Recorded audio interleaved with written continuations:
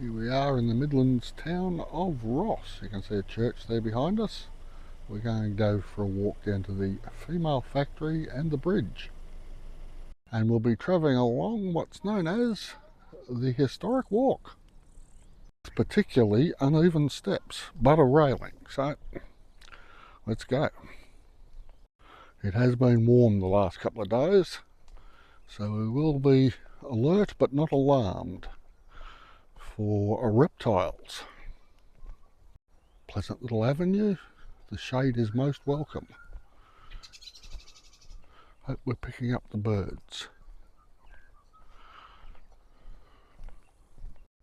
Well made path.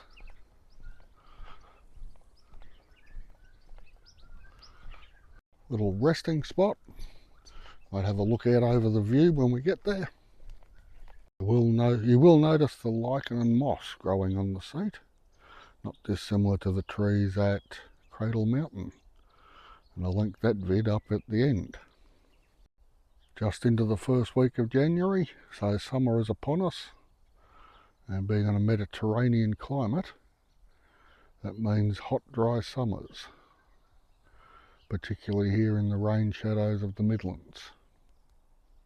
Back onto the path. We can't go for a walk in Tassie without hitting an up section. And that building through the trees there is the female factory. A moss and lichen proof seating arrangement. Confirmed. Okay, so uneven surface and a trip hazard. A moderate hazard area, so keep your wits about you. Bit loath to say that out loud after the last time I did and went base over apex up at Cradle. All sorts of wildlife in this part of the world. Like a lot of the buildings in this part of the world, Ross being settled in 1821, sandstone was the best form of building material and the cheapest. You can see the fence line there. It would originally have been dry stone, it's now gambons, because they look good from a distance and they're much cheaper and easier to set up than dry stone walls.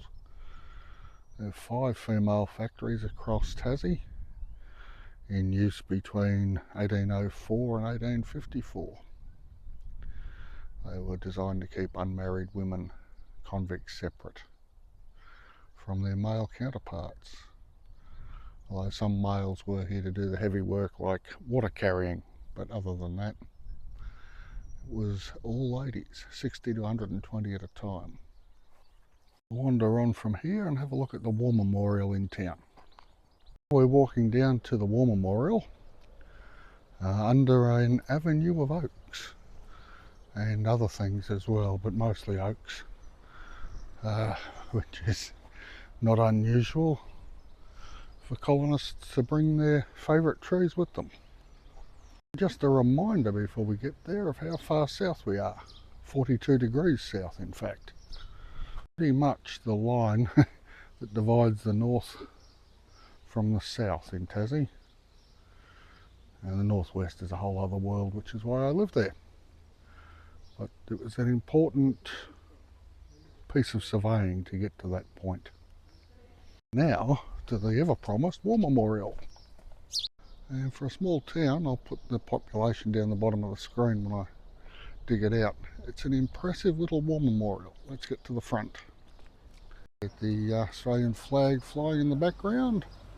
The first cenotaph is to the memory of Trooper A.E. Fitzallen of the Tasmanian Section E Company, 1st Australian Commonwealth Horse.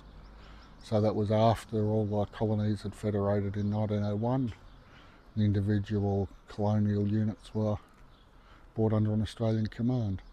Who died of enteric fever in Elandsfontein, South Africa, while in active service aged 20.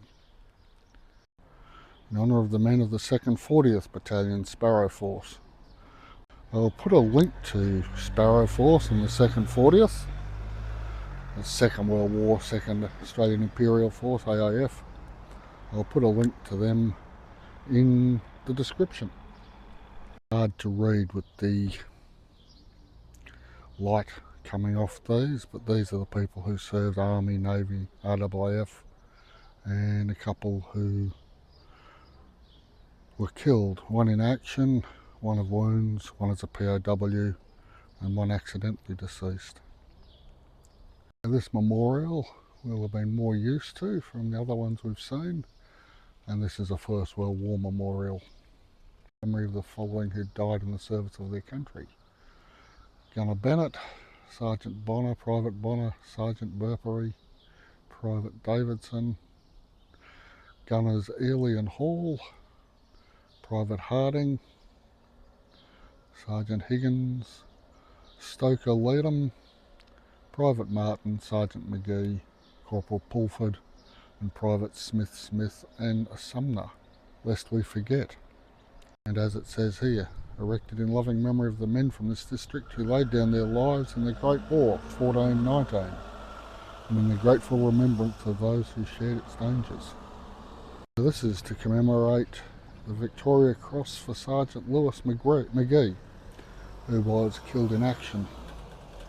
He was born in Ross in 1888, and on the 4th of October 1917, east of Ypres, he was posthumously awarded his VC. There's a memorial to the Korean War. I believe these are people that served, not who were lost. Sergeant Hoodless and Private Perkins. Now you will notice that I have been scrupulously avoiding the 15-pounder in the middle. So this little beast was a breech loading 15-pounder artillery piece, sometimes called quick fire, because you slipped everything in the back end. You didn't have to ram from the front. And we go round to the front and have another look. There on the upper plaque, breech loading 15-pounder Mark I. This was gun number 788, used in the Anglo-Boer Wars from 1899 to 1902. Now this was one of 6 guns delivered to New South Wales circa 1898 and used in their first action outside of Australia. Well, as Australians, yeah. It was presented to the Ross Township.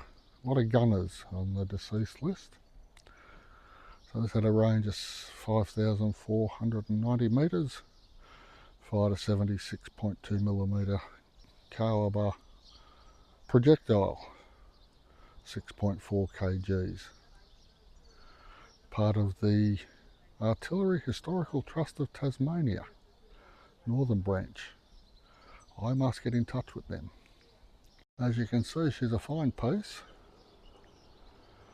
with steel tyres on the wheels. Would have been horse drawn, and those seats there next, one on either side of the barrel, for some of the gun crew to travel on, and the rest would have travelled on the limber and on the horse